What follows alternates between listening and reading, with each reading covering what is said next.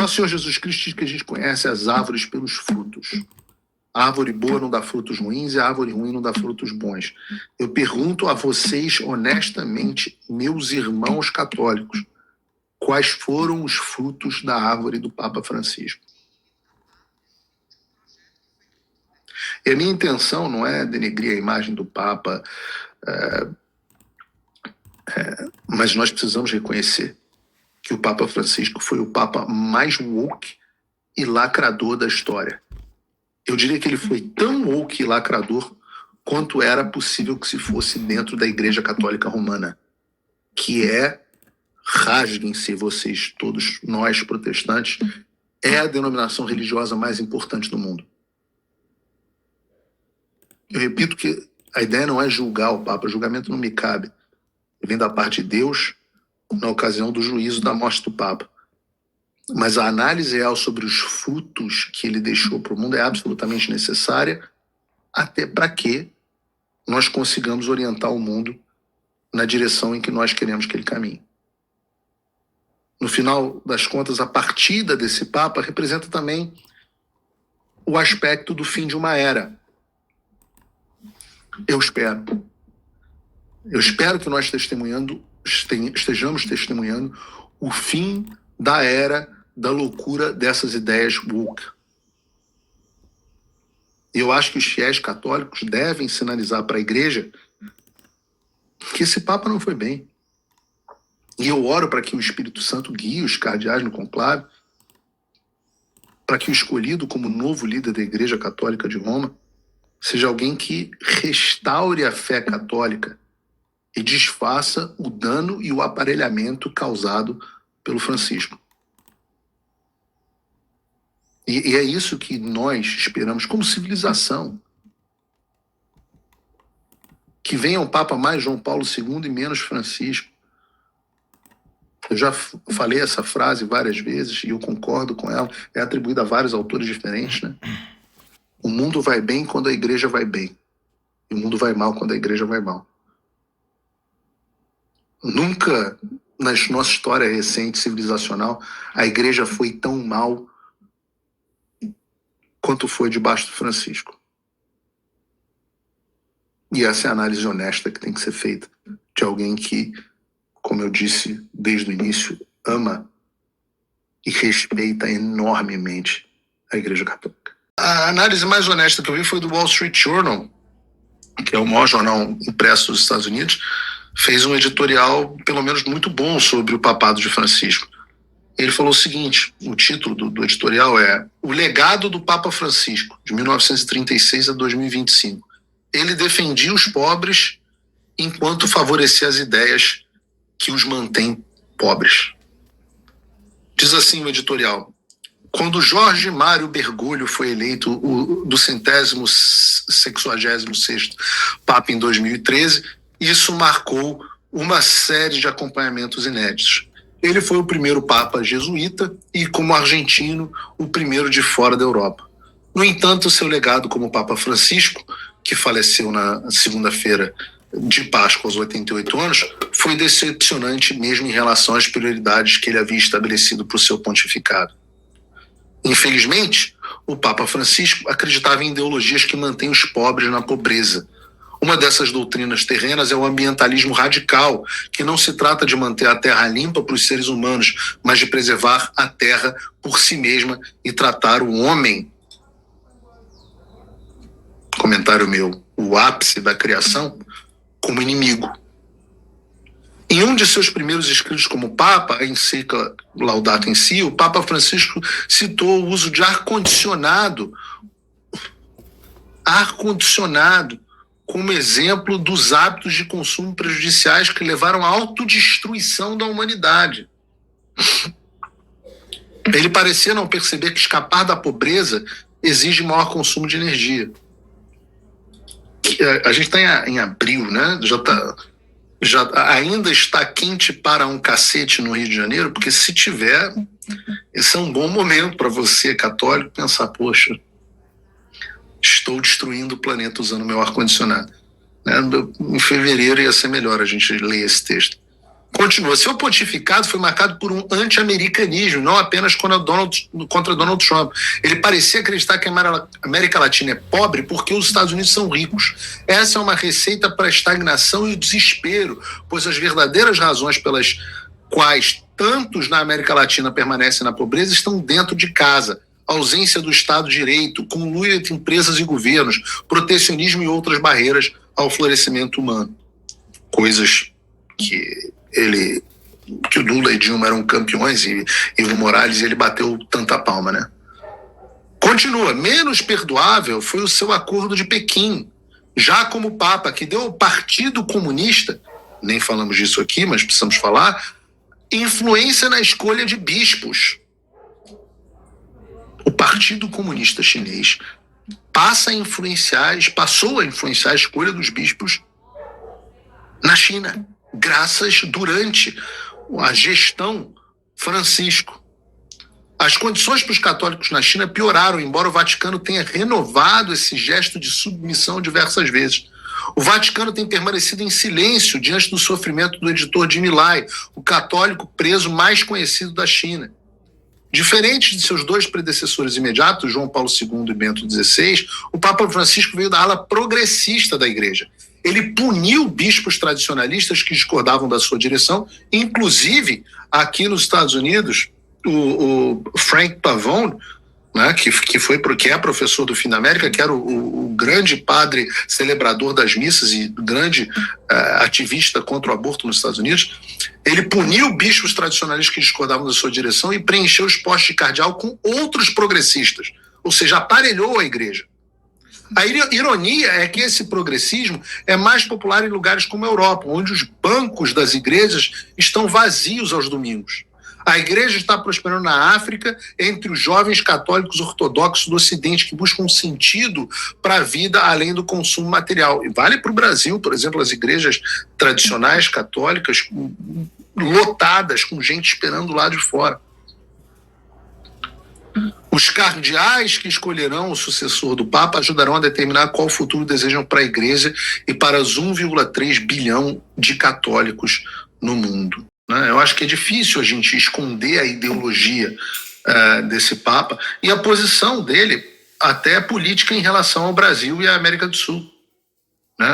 O Francisco foi, por exemplo, o homem que disse que o Lula havia sido condenado sem provas e que Dilma Rousseff tinha as mãos limpas. Aliás, eu vou citar as frases para que ele não seja mal interpretado. Diz o falecido Papa: o caminho é aberto com os meios de comunicação. Deve-se impedir que este chegue a tal posto.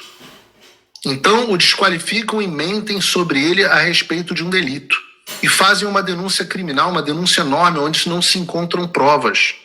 Mas para condená-los, basta mostrar o tamanho da denúncia. Onde está o delito?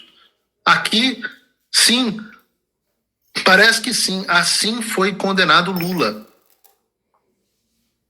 Não chegou ao Papa o memorando, né, os milhões e bilhões que foram devolvidos, todas as confirmações de pessoas que participaram dos processos, as confissões e etc, etc. Nada disso vale de nada. E o que aconteceu com Dilma? Uma mulher de mãos limpas, uma mulher excelente. Eu não preciso nem falar da icônica foto dele, por exemplo, não é só Lula e Dilma, mas com Evo Morales, da Bolívia, que não é uma foto comum, mas é simplesmente ele segurando uma foice e um martelo, os dois símbolos do comunismo. O mesmo Papa Francisco que criticava dizer que Donald Trump não era cristão por causa do muro, onde estava quando o católico abortista Joe Biden movia mundos e fundos e usava meu dinheiro como pagador de imposto para financiar o assassinato de crianças através do aborto? Nós tínhamos duas figuras chaves na política americana, as duas abortistas e católicas. Nancy Pelosi, a presidente da Câmara dos Estados Unidos, e Joe Biden. Nancy Pelosi defendeu a legislação para legalizar o aborto em 50 estados americanos. Qual foi a postura, qual foi a palavra de condenação do Papa Francisco? Nenhuma. Zero. Nenhuma palavra de condenação. Donald Trump, porque quer construir um muro para proteger o seu país, assim como o país do Papa é protegido, não é cristão. Deixa eu contar para vocês. Você já está dentro da Itália e você quer entrar dentro do país do Papa. Sabe o que você tem que fazer? Abrir sua bolsa, passar pelo raio-x, um puta controle de fronteira. E Donald Trump não era cristão, porque queria construir um muro. Mas Joe Biden, Nancy Pelosi, esses dois católicos, portanto, debaixo, digamos, da jurisdição do Papa, foram excomungados, porque não é cristão, né? É uma espécie de excomunhão. Só não é porque ele não está comungando, mas se você não é cristão, é que você não faz parte do nosso grupo. Aí você pergunta, e os católicos? Não, eles estavam lá, tomando na missa, tomando Eucaristia, tudo bonitinho. Nada, comungando perfeitamente.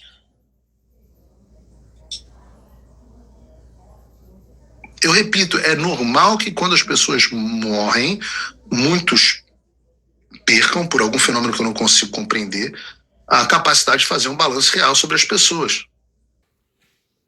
Em 2016, o Papa Francisco teve um famoso embate com o Donald Trump, porque durante uma visita ao México, ele foi questionado sobre uma proposta do Trump, lembrem, de 2016, onde o Trump disse que construiria uma fronteira, um muro na fronteira dos Estados Unidos com o México. E sobre isso, o Papa Francisco disse que se alguém quiser erguer muros ao invés de construir pontes, essa pessoa não é cristã. Bom, alguns de vocês sabem, outros não, que eu, na semana passada, estava justamente no Vaticano. E lá você repara que todo o lugar é murado para proteger o território governado pelo Papa. Aliás, o muro é bem mais alto e muito mais bem feito do que o Trump tentou construir ou começou a construir. Então, por que o Papa Francisco fez isso? Ora, por nojinho ideológico do Donald Trump. Chegou a dizer que Donald Trump não era cristão porque queria construir um muro para proteger a própria nação. Mas sobre quem é ou não cristão sendo presidente dos Estados Unidos? Pelo menos o Trump não era católico. Mas, seguindo a sequência aqui, só uma pequena recapitulação. Em 2019, a gente teve o famigerado Sínodo da Amazônia. E nessa ocasião, o Papa convocou os bispos e líderes da região amazônica para discutir a pauta, de novo, do meio ambiente, além dos povos indígenas e, graças a Deus, alguma coisa boa, a evangelização na Amazônia. Nessa ocasião, não somente, mais uma vez, ele empurrou essas questões mentirosas a respeito da pauta ambiental, mas também se exibiu uma estátua indígena de Pachamama, a deusa andina da terra, ocasião na qual ele foi, na época, duramente criticado por permitir ídolo pagão dentro de evento do Vaticano. Mas era bacana, era politicamente correto, era ecumênico. Nesse contexto, tem um ritual indígena completamente documentado, chamado Capacocha, que é uma prática religiosa inca, onde crianças eram sacrificadas nas montanhas para apaziguar os deuses ou agradecer por vitórias ou colheitas. Inclusive, essa Pachamama, que é a deidade cuja estátua o Papa Francisco permitiu que fosse exibida em um evento religioso cristão. Por mero, digamos assim, vontade de agradar o beautiful people. Mas em 2019 também ainda, durante uma visita no Emirados Árabes Unidos, o Francisco se reuniu com o grande imã de Al-Azhar, Ahmed Al-Tayeb, e juntos eles assinaram o chamado Documento sobre a Fraternidade Humana pela Paz Mundial e a Convivência Comum.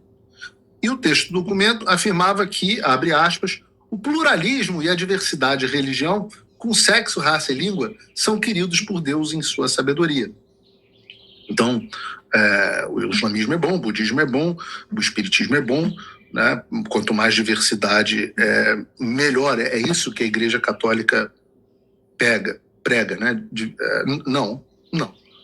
Diversidade como o fim último do homem não é o que a Igreja Católica prega, é o que uma outra ideologia prega. O que a Igreja Católica prega, eu não sei, posso estar desatualizado, não tenho visto todos os últimos dogmas, mas a última vez que eu vi é que o caminho, a verdade e a vida é Jesus.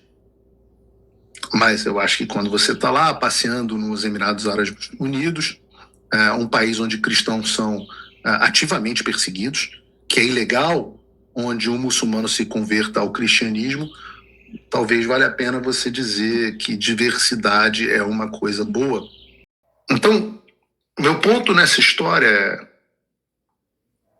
só porque ele era papa, para os católicos, o vigário de Cristo, a gente tem que fechar os olhos e não reconhecer o legado horrível que Papa Francisco teve à frente da Igreja Católica Romana? Vocês me desculpem, eu